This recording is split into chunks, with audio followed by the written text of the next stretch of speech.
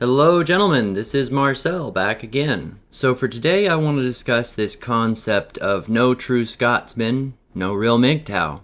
Now, what exactly do I mean by that? So lately I've been noticing some fairly troubling things. At least as far as I'm concerned, they could be, but not for the reasons you might suspect. There have been an alarming number of people using the MGTOW title on their videos when there's not necessarily any MGTOW content in them. Men using the title to draw in clicks for their videos only to turn around and try and sell people stuff. Even men claiming to be MGTOW and yet not behaving in ways that would go along with the philosophy. Of course, granted, depending on where you stand on certain key topics. So I really wanted to take an opportunity to sit back and share my viewpoint on all of this that I think would alleviate a lot of these problems, at least from a greater perspective. Firstly, allow me to make a suggestion, and I call it that because there are going to be a great number of people that will disagree with me, and that's fine.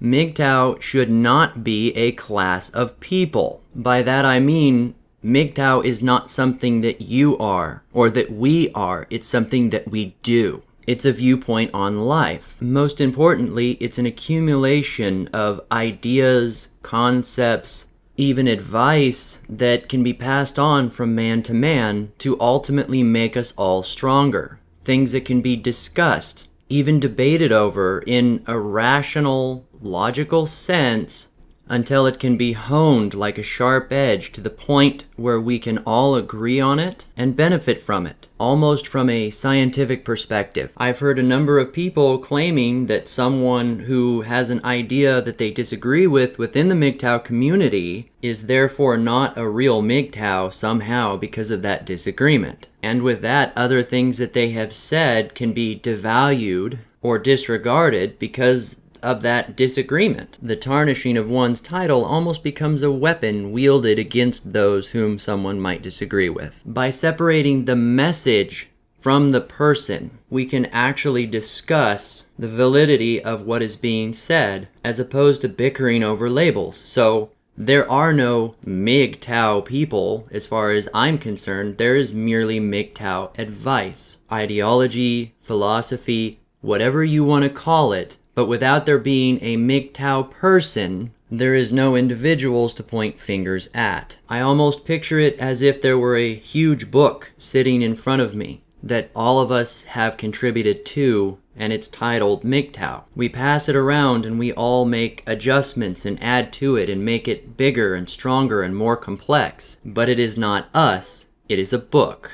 It is knowledge, experience, and wisdom. Furthermore, in regards to the MGTOW message itself, in essence, it's fairly straightforward. Take agency over your own life, don't let people manipulate you, and seek out your own dreams, your own goals. Prioritize yourself, as after all, it is your own life. Feel free to disagree with me on that if you choose. It's simply the way I see it. The ability to choose one's own path is the greatest form of self-awareness, even freedom, and far too often that's the very first thing that gets taken away from men. Where we start to get into the weeds of that discussion is when people start trying to claim that any man's path should be the one true path as opposed to any of the others. That completely defeats the purpose. One of my sergeants came up to me years ago and said, "Marcel, you really shouldn't let people walk over you so much. Don't only do what people tell you to. Go make your own path, make your own choices, and be your own man." I looked at him calmly and with a faint smile said, "Okay, Sergeant, but only because you told me to." His only reply to that was touché. I cannot judge any man by their actions while telling them to choose their own path, nor should anyone else. This is why I try to frame everything I say here as advice and give the best options I can to help people with their decisions that they make through life. In any case, it's more a matter of possibilities, probabilities, and the likelihood of some things happening. If a man marries a feminist, he's very likely to get fucked. I'm sure anyone not a feminist will likely agree with that. But his choice choice of actions is more a matter of poor life decisions and not a signal as to whether or not he is on a MGTOW path or is ultimately red-pilled. Knowing that the house cheats doesn't mean that a man can't sit down and still play cards. The only time that I have an issue with it is when they turn around and try and frame it as that's good advice to do so, most likely to just remain in favor within our community. We all need to have courage and take responsibility for our mistakes. That is what it is to be a man, meaning it's a positive trait within human nature.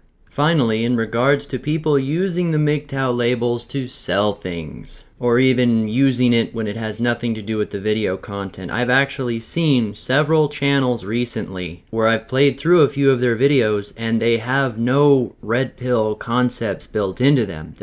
It's all either extremely vague or even has absolutely nothing to do with going your own way. I try to always make it a point, if my video topic is not related directly to us, or at least even indirectly, I won't use the labels on it just to keep the message more pure. Maybe it would be better to call it clear. Nonetheless, getting that kind of garbage does break down the ability of people to find the messages that they're ultimately looking for, the content that they either need or just want to see. I can't figure why anyone is surprised. People often use names and labels that are important or popular just to give their videos more attention. Years ago, how many people clicked on a Britney Spears dance video only to find that it was somebody's kid sister dancing and that the whole point was to draw them in for the click? Our ideology or philosophy is becoming very powerful. The title carries weight. The best thing people can do if they disagree that the message was labeled properly is don't watch the video. Now, it's possible to dislike it, but, ultimately likes and dislikes are both framed in a positive metric within the YouTube community. Even a dislike implies engagement. When I get less dislikes than I did in the previous month, there's a sad little red arrow saying I didn't get as much attention as I did the previous month. Believe it or not, there is a market in being a troll within YouTube. The only other thing I can think of is that a person could click not interested when it comes to getting promoted these videos that don't have anything to do with our community. Though that also means the person clicking it won't see any more content like that, so it's a double-edged sword, boiling down to algorithms. However, if the person's content really had no validity in the first place, then it won't have any effect, meaning on what the person clicking will ultimately see. Nonetheless, if I've understood it correctly, enough people clicking not interested on a video that is ultimately toxic or not helpful will stop it from trending. When a video title doesn't draw in the attention that it's supposed to, people are going to stop using it. Nonetheless, and I don't want to sound cliche here, turning your head and ignoring the videos that ultimately have nothing to do with us is the best course of action. Watch time is the most valuable asset. I would argue that it's more important than likes or dislikes even. So there's nothing wrong with diming them out, but I would phrase it in a context that we don't send them more viewers and more clicks, basically more attention for what they're doing. Part of the reason why I never actually dime people out for what they do. I just state whether or not I think that sort of action is a good or bad idea, whether or not I agree with that kind of advice. Furthermore, if I may put on a tinfoil hat for a moment, there is also the possibility that there may be feminists in our midst, people, or men especially, that do not believe or agree with that which we say and do, that may be inclined to make their own sloppy little pathetic MGTOW channels and try to say that they're pushing our message when they're not. Essentially, they're just very complex, dedicated puppet accounts. The goal is to establish just enough subscribers and people, a following based around hearing the same repeated concepts within their channel, so they repeat the same thing other prominent MGTOW have said, and then get a bunch of subscribers and then turn around and toxify the pool. Basically make us look bad. It's not as hard as it sounds. We need to pay attention to what a person is actually bringing to the table in the form of experiences and advice. That is where you judge a person's content. Not to contradict what I said earlier about a man choosing his own path. That is different from what he suggests other men should do. That, my friends, is the key. And finally, this concept of men using the MGTOW label to sell people shit. Now, there's a big difference between having a call to action, for example, at the end of a video, or having a product that you want to recommend within the community because you think it's actually going to help people. A year ago, before I was ever a creator, I would have said, don't solicit anything. There's no need for it. But honestly, people do need to survive. And considering the time and effort that people put into their videos, if they want to try to sell hot dogs and t-shirts at the end of it, that's on them. Now, not including videos that are obviously framed for promoting a particular product, for example, TFM's sex toy reviews, which are hilarious and labeled properly.